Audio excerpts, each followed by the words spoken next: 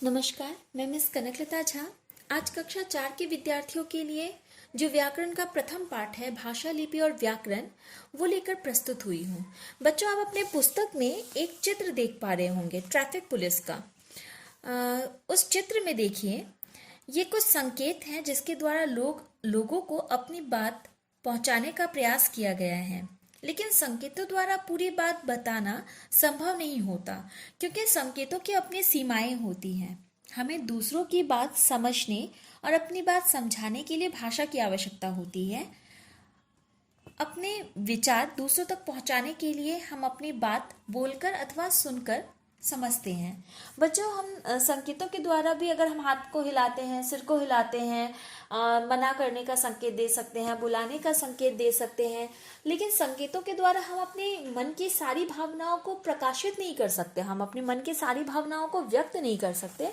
हमें अपने मन की सारी भावनाओं को व्यक्त करने के लिए बोलना और सुनना बहुत आवश्यक है। हम सुनेंगे तभी दूसरों की भावनाओं को समझ पाएंगे, हम बोलेंगे तभी दूसरे हमारी भावनाओं को समझ पाएंगे। लिखकर बताते हैं, पढ़कर समझते हैं। हम लिखकर भी अपनी बातों को बताते हैं और पढ़कर भी हम उनको समझ सकते हैं। और इन सब चीज़ों को करने के लिए हमें किस चीज़ की आवश्यकता होती है? हमें भाषा की आवश्यकता होती है। यानी हम अपने भावों और अपने विचारों को अगर हमें दूसरों तक पहुंचाना है या दूसरों के भावों और विचारों को हमें समझना है, तो हमें किस चीज़ की जरूरत होगी? ये माध्यम होगा भाषा। तो आइए हम पढ़ते हैं कि भाषा किसे कहते हैं। विचारों के आदान प्रदान को भाषा कहते हैं। यानी हम अपने भावनाओं को, अपने विचारों को दूसरों तक पहुंचाते हैं और दूसरों की भावनाओं और विचारों को समझते हैं। तो इस समझने और समझाने की प्रक्रिया किस रूप में पूर्ण होती है? भाषा के रूप में पूर्ण होती है। भाषा के बिना हम ये समझने और समझाने की प्रक्रिया को समझ नहीं सकते या खत्म नहीं कर सकते। हर व्यक्ति अपनी बात अपने तरीके से कहता या लिखता है, अतः सबकी अपनी भाषा होती है। हम भाषा सुनकर और पढ़कर सीखते हैं। शुरू शुरू में बच्चा इशारों में बात करता है, फिर कुछ शब्दों द्वारा और फिर पूरे वाक्य बोलता है तथा पढ़ना लिखना भी सीख लेता है। जैसे जैसे वह बड़ा होता है, उसकी भाषा निखरने लगती है। वह नए नए शब्द सीखता है और अपनी बात कहते हुए उनका अपनी भाषा में प्रयोग करने लगता है। बच्चों, भाषा के दो रूप होते हैं, मौखिक भाषा और लिखित भाषा। मौखिक भाषा किसे कहते हैं? भाषा मूल रूप से मौखिक ही होती है। मौखिक का अर्थ है मुख से निकली हुई। यह भाषा रूप हम अपने घर परिवार से सीखते हैं। हम आपस में बातचीत करते हुए एक दूसरे से जो कहते सुनते हैं, वह मौखिक भाषा है। उदाहरण, मोबाइल पे बात करना, भाषण देना, रेडियो सुनना, ये सब मौखिक के उदाहरण हैं। यानी इसमें हम मुंह से बोलते हैं और सुनते हैं। जो दूसरा भेद है वो है लिखित भाषा। भाषा का लिखा हुआ रूप लिखित भाषा कहलाता है, जिसे हम पढ़कर समझते हैं। यह भाषा रूप हम विद्यालय में सीखते हैं। लिखकर, पढ़कर जब हम विचारों का आदान प्रदान करते हैं, तो वह लिखित भाषा कहलाती है। उदाहरण के लिए सुलेख लिखना, पत्र लिखना, समाचार पत्र पढ़ना। बच्चों, जब हम किसी भी चीज को बोलकर प्रकाश करते हैं, अपनी भावनाओं को, मान लो कि हम बोलकर व्यक्त कर रहे हैं या किसी की भावनाओं को हम सुन रहे हैं, तो उसको हम मौखिक भाषा के अंतर्गत रखेंगे।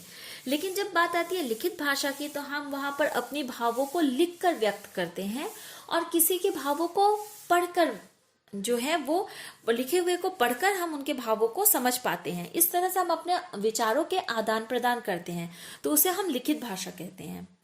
देश दुनिया की भाषाएं। हम कुछ देश दुनिया की भाषाओं के बारे से परिचित हो जाएंगे।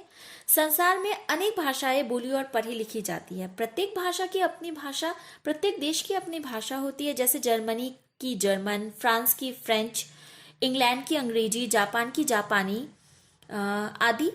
लेकिन हर देश में अन्य भाषाएं भी प्रचलित होती है।